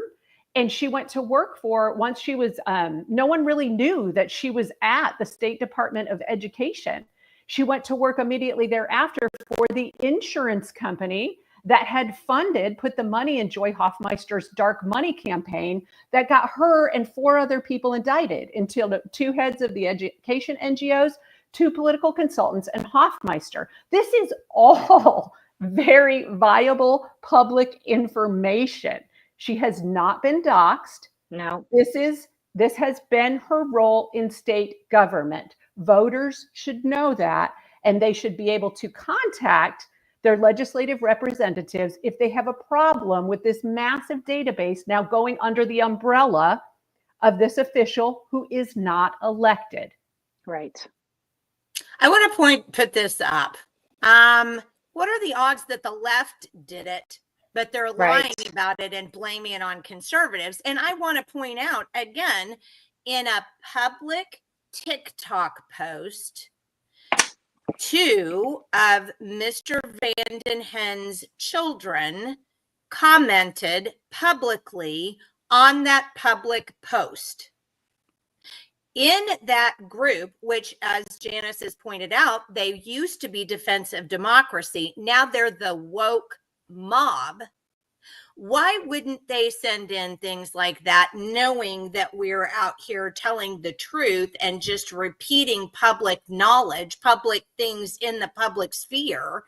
Right. Why would that even, granted, there's not a person on this in that Senate hearing that has pointed any fingers directly at any of us here. We're all smart enough to know that, but we're all smart enough to know that those arrows are pointed in that direction. Because if you go back and look on the web, who else has been talking about this except for us? Right. Correct. Well, and like that with Defense of Democracy, they actually did a training for their people on a TikTok about how to call in and pretending you're a Republican and telling them you want or don't want a bill, basically the opposite of what we're all trying to do, and pretending they're what they're not. Well, we don't do that because we live by the truth. And so we don't put out fake information to try to sway something. And there is a possibility that this absolutely could be, his Gorbachev email could have been from one of them at 3 a.m. and pretended to be one of us. And they're not even considering that as a viable option. Well, but again, they just tell us that they're getting these emails. They don't even, and apparently one of them, apparently Senator Pugh isn't even sure how to take the Gorbachev comment. So we don't even, we're not sure what emails they have. None of them have been produced publicly, to my knowledge. Now, maybe I'm wrong, and they have been, but I'm calling on these senators to produce these emails publicly. You can redact all the personal information, who it's from or whatever. I think you absolutely should, but I think we should call on you to be able to say, we're proving we have our receipts. We have them. We've showed them to everybody. So we're just asking you for your receipts. Correct. And even if someone sent him something that said something about Gorbachev, so what? Public vetting that's happening here in the independent media is not attacking. It's not doxing. It's not smearing. And if a constituent wants to say something to him that's off color or doesn't agree with what Senator Pugh might think, you're a public official. Take it. Right. Okay, let's finish up. And who the heck wants a job that they don't get paid for? When that's what comes with it? Are you kidding me? We can have tremendous disagreements, and we should. And those disagreements actually should play out in public and the thoughtful, intelligent discussion of differences of ideas. But we should be able to show each other empathy and understand each other's points of views. If only. And it's incredibly frustrating as we try to model, especially the education committee, to over 700,000 young people in our school systems, how adults can disagree agreeably. And so I don't care how you vote on this nomination. I don't. But I do care how we treat our nominees. I will be supporting Mr. VanDenhende. Senator Goodwin, care to close? Thank you for those comments. Very timely, very needed. I just wanted to say that as Mr. VanDenhende stood here in a very respectful manner and answered questions. Questions that absolutely, that's why we're here in a free republic. Ask what you will. What I will say is that he handled himself in a manner that very few times we don't see that. We saw somebody stand here and answer questions in a transparent manner. He answered the questions with integrity and intelligence, and I promise you, very rarely do we get that in this building because we know how to deflect, we know how to move over to a different topic, but here's a man that stood here and answered every question that was asked, and he had the intelligence and the integrity to say if he was not sure about something. That tells you, that speaks to his character and his moral compass when he said perhaps we need to review or have further study on an issue. So I would say that the point of someone being fired, again, let's remember, this is service. He is volunteering, and he has withstood the slings and arrows, and he has stood here in great fashion, and he has been a straight shooter. He has given you answers. He still wants to be on this board. So I am thankful that he wants to do the work. He is capable of doing the work, and I do care how you vote. I am asking that all of you vote yes, because he has cut through all of the nonsense. And the bottom line is he cares about the education of our children in Oklahoma. And if we focus on that and we focus on who he is, we'll all get along further and faster. Again, I ask for yes votes. Thank you, Mr. VanDenhende, for being here. That concludes debate. Clerk will call the roll.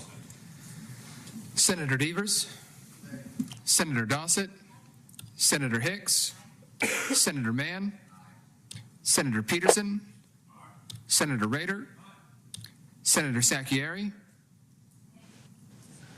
Senator Daniels, Senator Paxton, Senator Seifrid, Senator Pugh. Aye. 9 ayes, 2 nays. Having received 9 ayes and 2 nays, I declare the nomination of Christopher VanDenhende to the State Board of Education to have passed. All right, I just wanted to put this up. This is my nachos. Why is Senator Goodwin standing behind him the whole time? Is that tradition? Is she attempting a subliminal message? No, she's making sure we know that he withstood the slings and arrows of actually having some questions asked. Well, and I want to point out, I didn't say this to you guys, but when I got on this morning on YouTube, there was already a comment in the queue, and it basically said, because our slide said bullying, and this comment said, well, Rope is the chief bully, or something. Just like a nasty comment. I don't get paid. Right. And yet I get these nasty comments. I've been called every name under the sun. So I don't know what to do now. I just, I hope that what we've done here, we've had so many comments on Rumble. We've had a huge hundreds of people watching this morning. We sure appreciate that. I hope that what we've done here just by pointing out,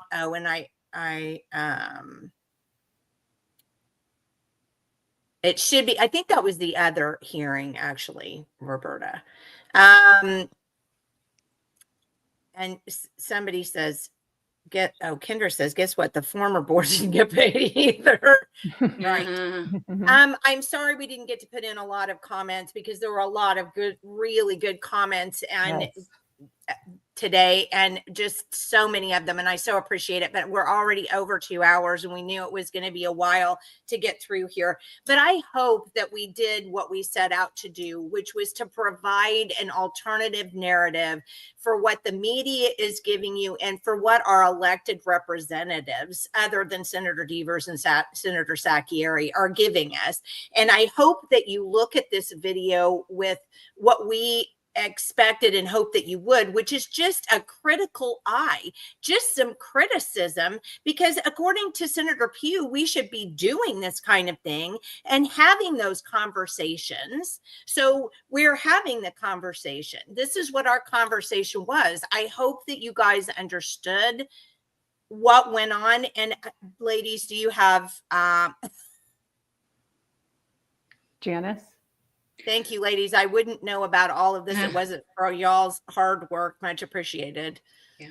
I want to say thank you to, I see so many members of the independent media here commenting, and it seems as though, in response to the lack of truth in the media in the last 10 years, more and more are sort of taking their specialty, going into different areas. It's bringing so much truth. And you layer that in with the grassroots who have become, they're journalists. They are part of the independent media. It's really making a difference. You look at this one confirmation after this vote, they went on and confirmed without question or debate an entire string of appointees. It shows the difference you make when people dig in and they ask the important questions. Yes. Roberta?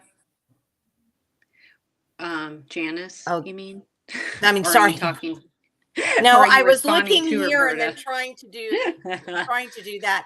Well, you guys, we covered all that, but I will say we have kind of an emergency situation for today that I want to just, since we have an audience, Senate Bill 662 and Senate Bill 663 were a little bit tweaked, and they're starting to sound an awful lot like Senate Bill 224.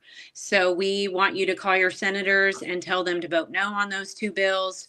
This is very concerning.